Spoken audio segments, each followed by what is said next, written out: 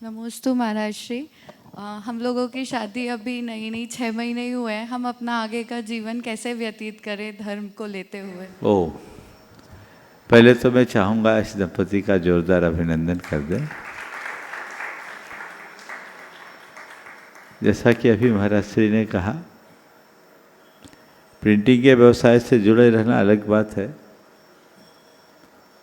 पर धर्म प्रभावना में अपना योगदान देना अलग बात है।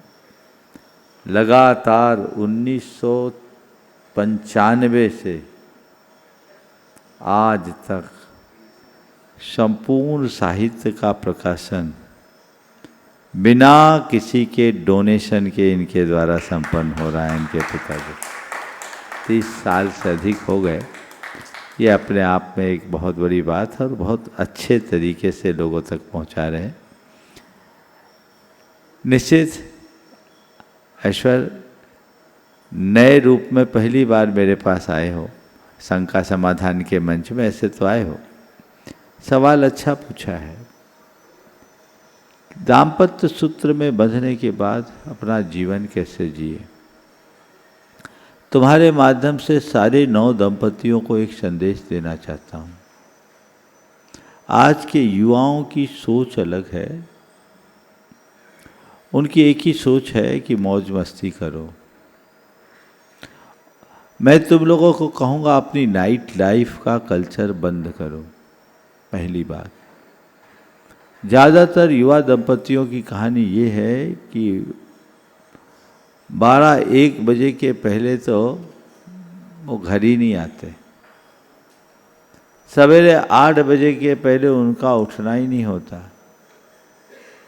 ये जो नाइट कल्चर है और नाइट क्लब वाली बात है, नाइट लाइफ है, ये सब चीज़ों का सत्यानाश कर रही है।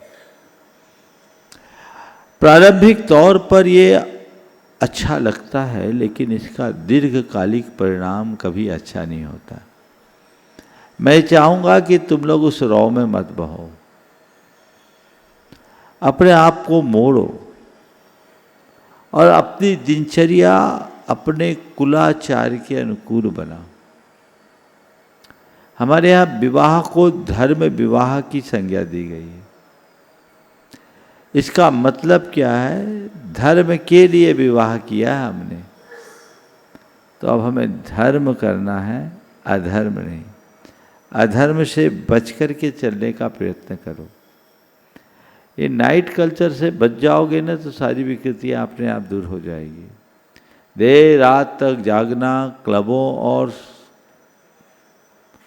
अलग अलग सोसाइटियों में अपना समय गंवाना और फिर देर सुबह उठना, सारी दिनचर्या का सत्यानाश हो जाता है।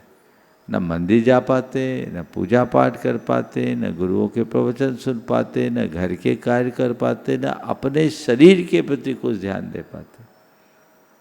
इससे बचिए। सप्ताह में 1-8 दिन कभी हो तो चलो, मैं उसके बारे में कुछ नहीं कहूँगा, लेकिन ये रोज रोज का जो कल्चर है, इससे बचना चाहिए। मैं सभी से कहता हूँ कि तुम धर्म करो, अति उत्तम बात है, पर यदि अधर्म न करो तो ये भी तुम्हारा पहला धर्म है। अधर्म से बचो। ये बातें सबको ध्यान में रखना चाहिए। अपनी धार्मिक क्रियाओं को दृढ़ता से करो। भगवान का दर्शन, पूजन, अभिषेक प्रत्येक सद्गृहस्थ को करना चाहिए। युवा लोग सोचते कि अभी हम क्यों करें, कल किसने देखा? जब हम दुनियादारी के काम में अपनी तत्परता दिखाते हैं तो धर्म कार्य में भी हमारी वैसी ही अभिरुचि दिखनी चाहिए। इसमें कोई कमी नहीं होनी चाहिए। उसके प्रति उत्साहित रहे और जितना बन सके अपने जीवन को गुरुओं की सेवा में समर्पित रखें, उनसे मार्गदर्शन लें। घर के कार्यों में दक्षता अपनाएं, कुशलता रखें। बुरा मत मानना, आज की नई पीढ़ी घर के कामों को पूरी तरह घटिया काम मानते हैं, उसकी तरफ ध्यान नहीं देते। जबकि मेरी दृष्टि में ये सबसे जरूरी काम है और सबसे बढ़िया काम है। गृह कार्यों में दक्षता, घर के लोगों के का बहुमान और सेवा का भाव बना के चलना चाहिए। आपस में एक दूसरे की भावनाओं की कद्र और सामंजस्य बना करके चलने की कोशिश हमारे जीवन को स्वर्ग बना देती है। एक बात और मैं कहूँगा, चाहे युवक हो या युवती, अपने रिश्तों के बीच में ईगो को मत आने देना। आजकल तो सबके बीच में ईगो आ जाता है। ये ईगो सत्यानाश करता है। इसलिए ईगो से अपने आप को दूर रखो, उन्हें मत आने दो और अपना जीवन व्यवस्थित तरीके से आगे बढ़ाओ। बहुत बहुत आशीर्वाद। हाँ।